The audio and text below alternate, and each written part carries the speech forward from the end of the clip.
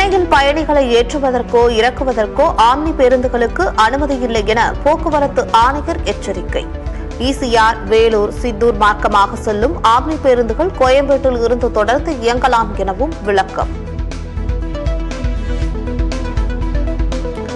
கிளாம்பாக்கத்தில் உரிய வசதிகள் இல்லாமல் எப்படி பேருந்துகளை இயக்க முடியும்? கோயம்பேட்டில் இருந்துதான் இயக்க முடியும் என ஆம்னி பேருந்து உரிமையாளர்கள் சங்கம் திட்டவட்டம். 2 லட்சம் பேர் முன்பதிவு செய்துள்ள நிலையில் திடீரென எப்படி இடத்தை மாற்ற முடியும்? பேருந்துகள் இயக்கம் தொடர்பாக வழக்கு தொடர்வதை தவிர எங்களுக்கு வேறு வழியில்லை என்றும் ஆம்னி பேருந்து உரிமையாளர்கள் பேட்டி. மத்திய வெளியுறவுத்துறை அமைச்சர் ஜெய்சங்கருக்கு முதலமைச்சர் மு க ஸ்டாலின் கடிதம்.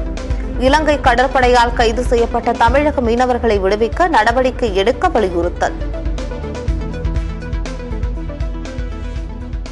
சென்னையில் மழையால் சேதமடைந்த சாலைகளை புதுப்பிக்க 810 கோடி ரூபாய் டெண்டர் விட்டுள்ளோம். நகராட்சி நிர்வாகத்துறை அமைச்சர் KN நேரு பேட்டி.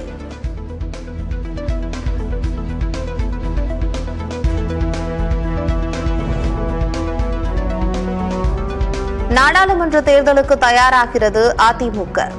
அதிமுக தேர்தல் தயாரிப்பு குழு நாளை ஆலோசனை.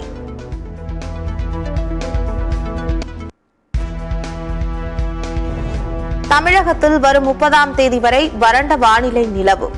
அதிகாலை வேளையில் லேசான பனிமூட்டத்திற்கு வாய்ப்பு. நாடாளுமன்ற தேர்தலில் மேற்கு வங்க மாநிலத்தில் திரிணாமுல் காங்கிரஸ் கட்சி தனித்து போட்டியிடும். தொகுதி பங்கீடு பிரச்சினையில் கூட்டணியை முறித்துக் கொண்டார் மம்தா பானர்ஜி. மேற்கு வங்கத்தில் யாத்திரை செல்லும் ராகுல் காந்தி அது பற்றி தனக்கு கூறவில்லை என மம்தா பானர்ஜி அதிருப்தி. மரியாதைக்காகவாவது நான் வருகிறேன் சகோதரி என ராகுல் காந்தி கூறியிருக்க வேண்டும் என மம்தா கருத்து. திரிணாமுல் காங்கிரஸ் கட்சி தனித்து போட்டியிட்டே பாஜகவை தோற்கடிக்க முடியும். தேசிய அளவில் என்ன நடக்கிறது என்பது பற்றி தனக்கு கவலை இல்லை என மம்தா பானர்ஜி கைவிரிப்பு. நீலகிரி மாவட்டத்தில் 2 நாட்களுக்கு உறைபனி ஏற்படக்கூடும். வானிலை ஆய்வு மையம் தகவல்.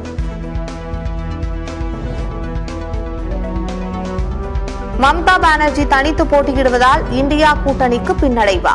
சத்தியம் சர்வே முடிவுகள் வெளியீடு. பின்னடைவு ஏற்படும் என்று 64% பேர் கருத்து. எந்த பாதிப்பும் ஏற்படாது என 25% மக்கள் கருத்து. மதுரை கீழக்கரை ஜல்லிக்கட்டு போட்டி நிறைவு. பூவந்தியை சேர்ந்த வீரர் அபிசித்தர் முதலிடம். வழக்கு பதிவு மூலம் விரட்டலாம் என யோசனை அசாம் முதலமைச்சருக்கு எப்படி தோன்றியது என தனக்கு தெரியவில்லை. எத்தனை வழக்குகளை பதிவு செய்தாலும் என்னை மிரட்டி பார்க்க முடியாது என யாத்திரையில் ராகுல் காந்தி பேச்சு.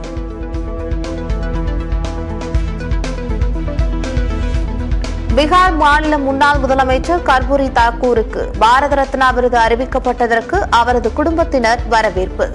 மிகவும் பெருமைப்படுவதாக பேத்தி கருத்து.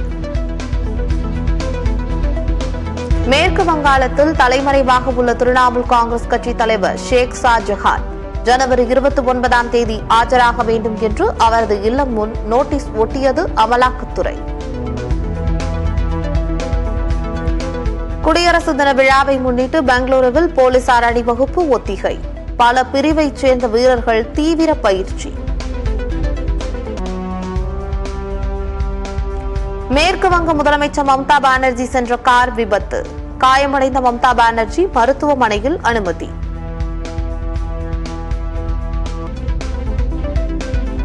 ஆம்னி பேருந்து உரிமையாளர்களுக்கு தமிழக அரசு எச்சரிக்கை. கிளாம்பாக்கத்தில் இருந்தே ஆம்னி பேருந்துகளை இயக்க வேண்டும் என்றும் உத்தரவு.